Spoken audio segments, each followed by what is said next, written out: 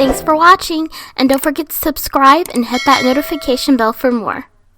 Hello guys, and today I'm going to be showing you how I cover and finish off the backs of my fluid paintings.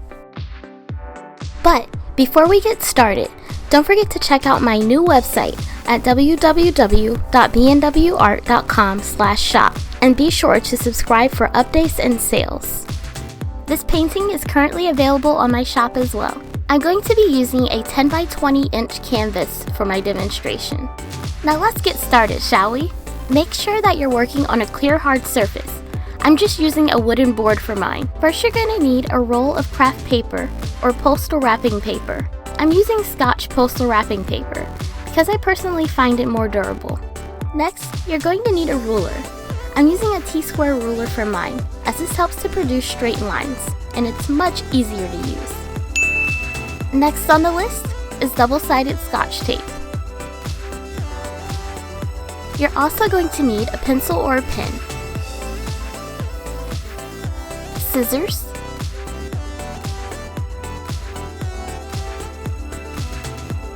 an X-Acto knife, picture hanging wire, and also when choosing wire, be sure to purchase wire that is equivalent to the weight of your painting, as wire comes in various weight limits. I'm using wire with a 20-pound limit, a screwdriver, or a drill, whatever works for you, 2 D-ring hangers and screws. These also come in packs, and you can purchase them at any art supply store or Amazon. Rubber gloves to protect your paper from oils on your hands. I'm also using self-adhesive labels that I use to write my titles, canvas size, and other information. I also use pattern scissors to cut around the perimeter of the label for a special touch. And lastly, you can't forget to thank your customer. So I also use these cute thank you stickers on the back. You don't have to use the same exact products that you see here. Use what works best for you. First, you're going to want to put on your gloves. This ensures that your paper doesn't collect any oils.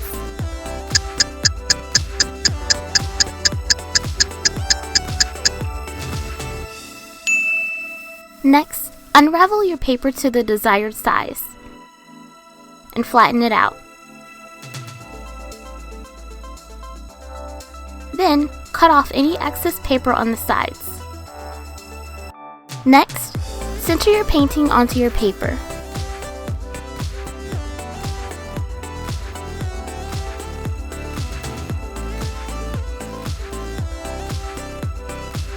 Once again, I'm using a 10 by 20 inch canvas.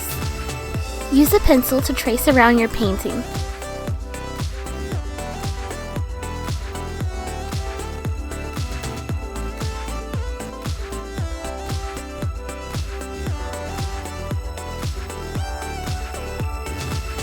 Remove your painting and use paper weights or objects to hold down the sides while you measure.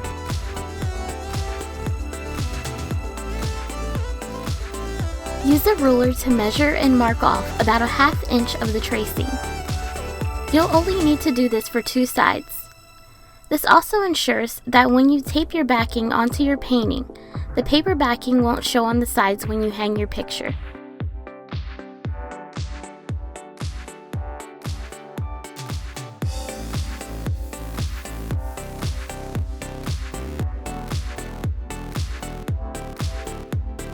Use an X-Acto knife to cut the lines that you just made.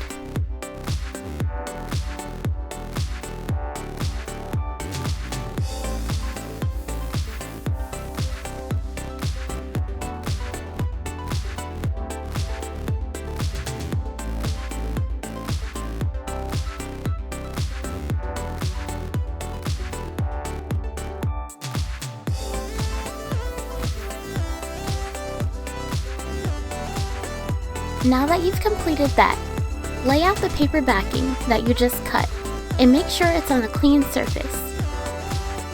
Now for the fun part.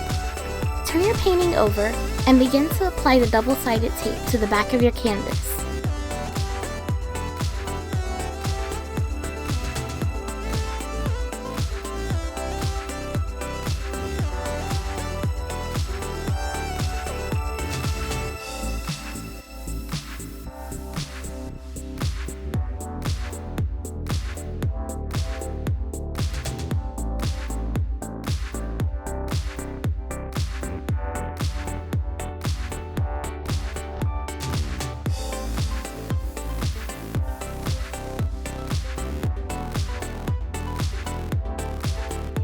Slowly and carefully, lay your paper backing on the back of your canvas.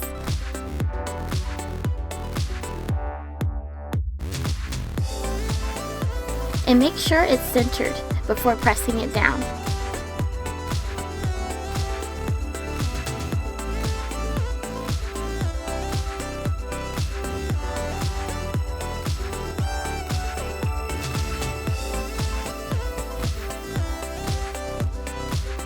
This is the perfect moment to determine the orientation of your painting, especially if it's abstract or fluid painting, as these can be hung in many different ways. Okay, I think I've finally decided.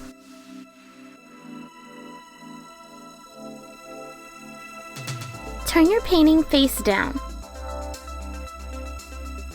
and use your handy dandy ruler to mark where your D-ring hangers will be installed.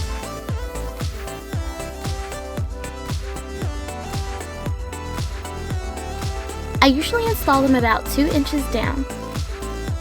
FYI, the further down you install your D-ring hangers, the more tilted your painting will be when you hang it. Do this for the left and right side.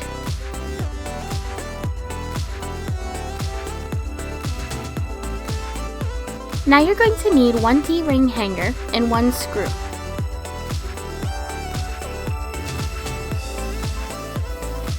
Drill or screw your first D-ring hanger on the mark that you just made.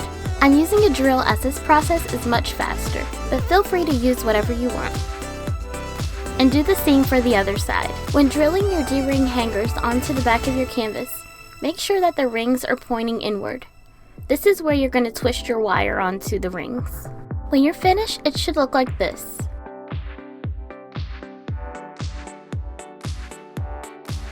Take your wire and twist each end onto your D-ring hangers. The same rules apply for wire. The looser that you have your wire, or the more excess wire that you have on the back of your painting, the more that your painting is going to tilt. The less wire that you have, or the tighter that it's pulled, the closer that it's going to hang onto the wall. Be sure to cut off the excess wire.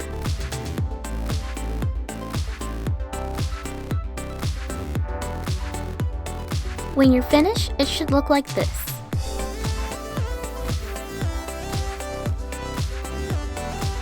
Make sure that your wire doesn't go above your canvas when pulled, or else this is going to show when you hang your painting.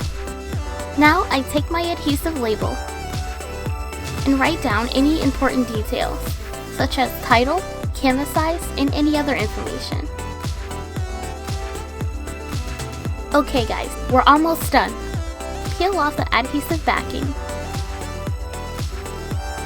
and be sure to press firmly and rub to make sure that it's securely attached. And once again, you can't forget those thank you stickers. Notary labels are also great to use, and especially if you have an embosser, it makes an elegant touch. There. As you can see, I also signed the back of the painting. After all, a painting isn't complete until you have a signature, right? We're almost there, and now for the finishing touches. I usually like to touch up the backs of my paintings around the perimeter for neatness and presentation. I actually forgot to, but I also actually make sure to do this step before applying the backing, so it might be easier for you to do it this way too.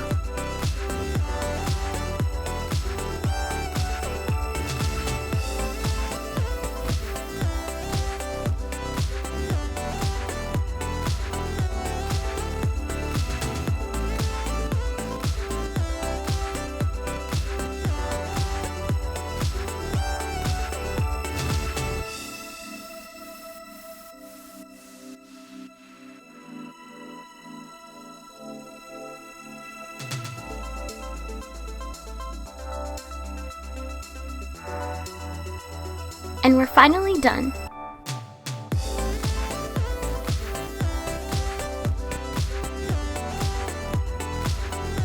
All there's left to do is hang.